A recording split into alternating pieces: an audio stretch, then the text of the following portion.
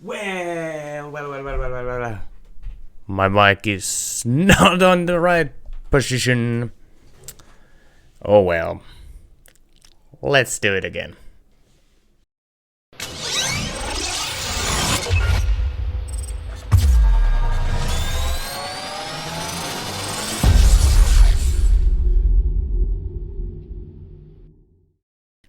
Well, hello there. It's Otto from Bass Brothers and welcome back to our channel. Here we go with another hardstyle related tutorial. Today we have a Phuture Noize style lead. Yeah, and this is the 9th lead type, which is, recreated from a professional hardstyle producer, and this is unfortunately the last artist lead type for a while. We might come back to this series, but at the moment we are planning to do something else.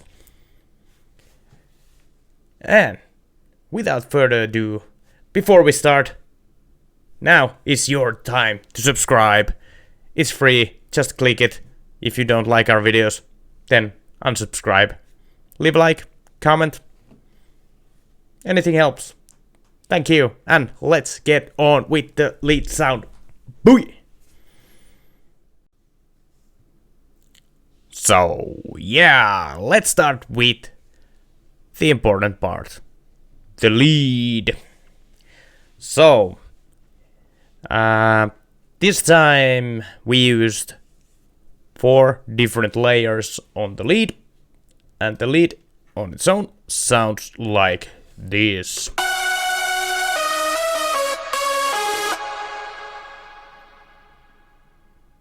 Pretty wild, right? Okay, anyway, so we have a silent ones, and they're all silent ones, basically.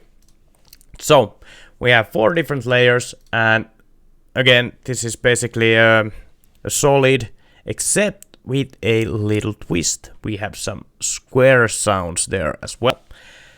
And let's start with the first silent one. And here we have the oscillator A1. It's a mono saw wave. We opened up the attack just a little bit, and then we have on the A2 we have 1 octave higher solid with a little bit less volume, a little bit more detune, and with 4 voices. And on the B part we have a square wave, 4 voices, a little bit less on the detune than on the A2, and then we have another mono saw layer with just a little bit less on the volume. And on the mixer side here, we pull down the B part just a bit. Then,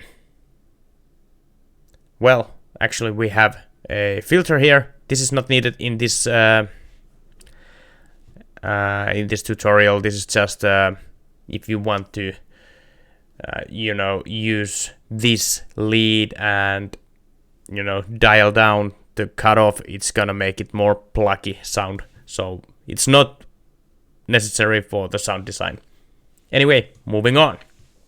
Then we have a pitch modulate envelope, and it's pitching from up to down, really fast. The decay is quite short, so basically it does same type of thing than if you are synthesizing a kick drum, for example. It goes from up to down, so it makes the lead a little bit more plucky. Then we have a random waveform pitch LFO with rate all the way to the right, and just a little bit gain and a little bit of the pitch, of course. Then we have some distortion, some overdrive, and a little bit chorus to make it just a bit wider. And of course, portamento for any gliding notes. Simple as that. And that's the main lead layer. It sounds like this. And yeah, then we have some supportive leads, and basically these are all different types of super saws. First of all, the layer number 2 is basically just a super saw, and this was a variation of this. Well, actually, it already somehow changed the name to Phuture Noize lead layer. It's a super saw. Yeah, perfect. Nothing too difficult about this. Just make a super saw pretty wide, pretty detuned, and that's it. Then the third layer is a mono saw layer. We have only the A part in use. In both of these we have a saw wave, one voice, and on the other oscillator we have turned the phase a little bit so it changes the sound. Well, I can demonstrate. It sounds like this if you're turning the phase knob when you have a mono setting and the retrigger goes on.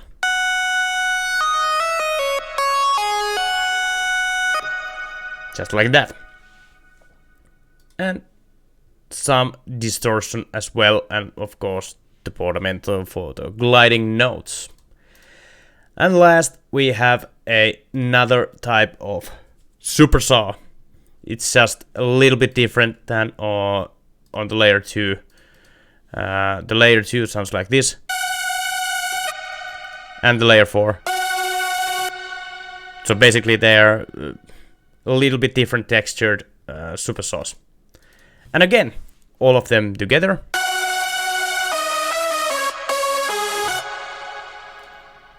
I guess this is a little bit more grittier, dirtier than the original one, and it's a little bit more messy, I think, and it would require, in my opinion, a lot of time to clean it up more and make it more, more perfect. But let's go into the mixer side, and well, this is just, basically the important part is the sound design, and it's the main layer is important. The other layers are supporting, and when you are putting these all into the mixer, then it's your job to make them blend together and sound as one. If you're not using exactly these presets and you're trying to do something of your own, then of course you need to process them differently here in the mixer. But basically it's all about EQing each layer so that there's only the the heart and the soul of the preset. So you are not cutting out for example the root note. And those of you who don't know the root note, it's basically the lowest note that you are not lowest note. It's the fundamental note that you are playing. For example, you are playing A2, then you don't want to cut out below from the A2 upwards. Yeah, if that makes any sense.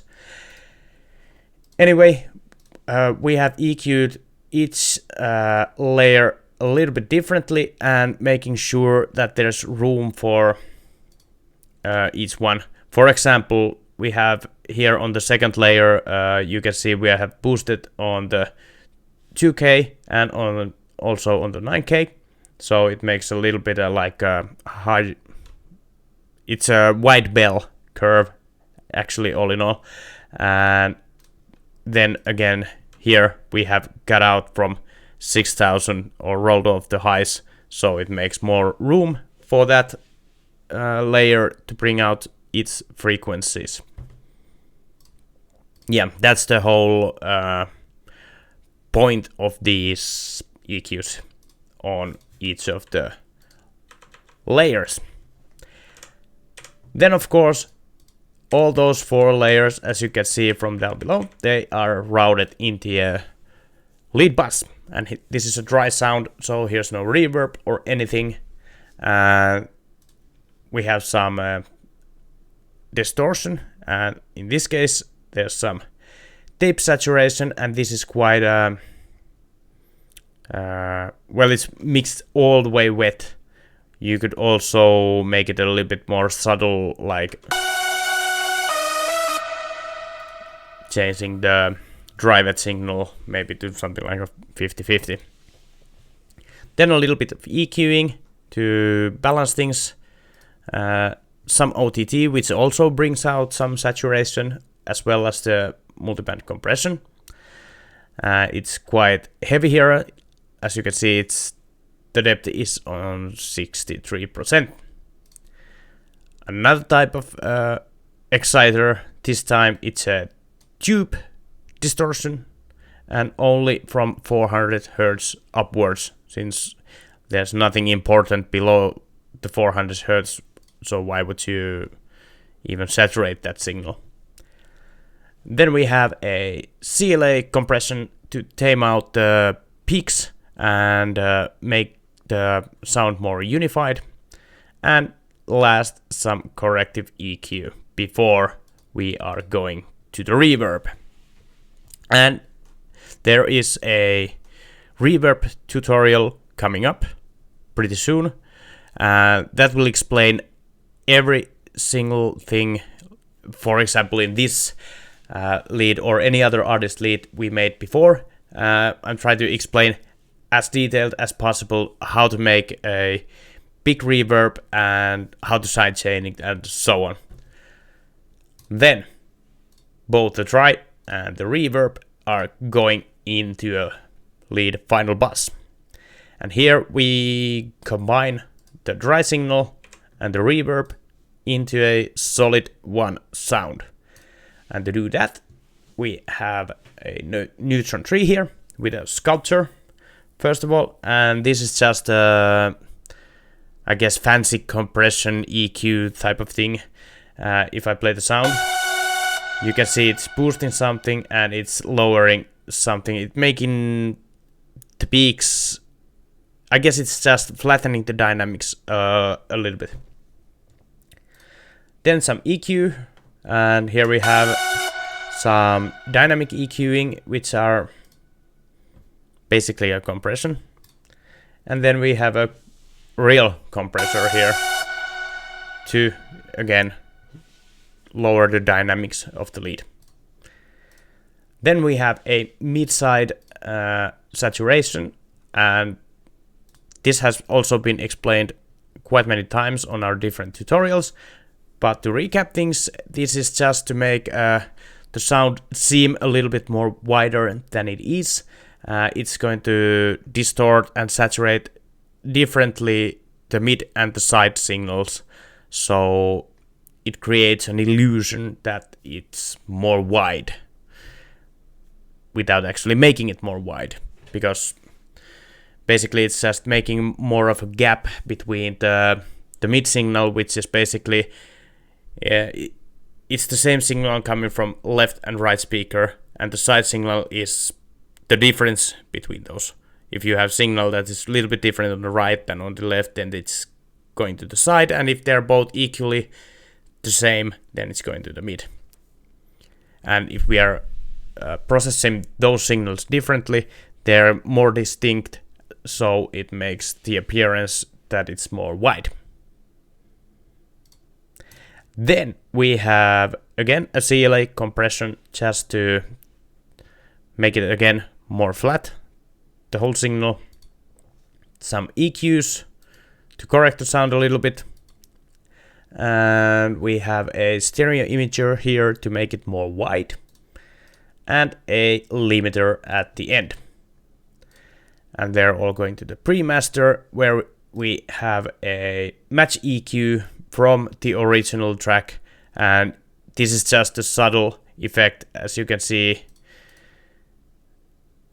only thing that is quite drastic is here on the high, really highs, but I think this curve is, because this is made with an algorithm, this is made solely because the original track we have here is in MP3 form, so that might explain this.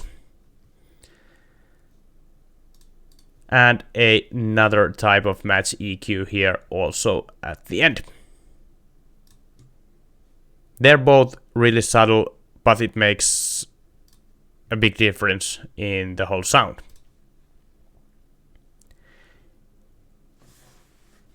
Yeah, let's quickly look at the other stuff as well.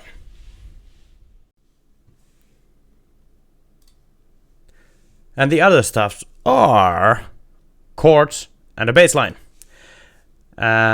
These are quite simple, and again, I emphasize that these are not important for the lead. This is a lead tutorial, but these are, you know, part of the combined lead sound, so might as well do those as well.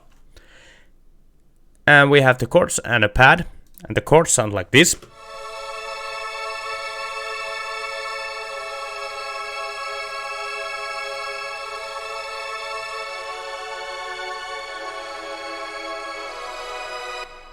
And a pad, and this is basically just following the chords, making it a little bit more darker. The funny thing is actually what I'm hearing from the original track, the chords are, yeah, basically they're like this. They're just long notes and they're not following the rhythm of the lead. I don't know if I haven't listened to the right tracks, but usually I don't hear this kind of stuff that is completely different, the chords from the lead, but who knows, I might be wrong. Then we have a bass line, which is just a plucky bass line, or sounds like this. There's nothing fancy about these, they are just this is our baseline preset, and we also have a Moog bass here from Silent One. Actually, in the chords we have, yeah, the chords are a choir preset from Nexus 2, and the pad is a bass string pad from Silent One's Factory Bank. And nothing fancy here in the mixer side, just a few EQs. On the bassline there's OTT and a EQ. That's it. No reverb, no nothing. Yeah, that is the whole Phuture Noize lead. And like I said, unfortunately this is the last one for a while, and we made we made 9 different artist lead tutorials, and just so you don't forget, 500 like on any of those projects, we release those projects for free. Just released the Sub-Zero Project 1, it's already ready for download. You can go check it out from our channel. And yeah, actually, because there might be people who are not working with FL Studio, we are releasing the lead presets as a sort of, I don't know, it's sample pack, whatever you call it. It's coming for free within a week from this, whenever this video is released, I guess early June. Yep. So in the first 2 weeks of June, you are gonna find a video about the free presets, and I hope you guys will enjoy them. I guess that's it. That's everything. Again, please subscribe if you're coming here more often. It's free. You can always change your mind. Leave a like, leave a comment, anything. Follow us on other social medias if you're not into the YouTube thing. Watch our live streams on every Saturday or something. Yeah. Thank you so much. For what? Yes, for watching. See you again next time. Peace out.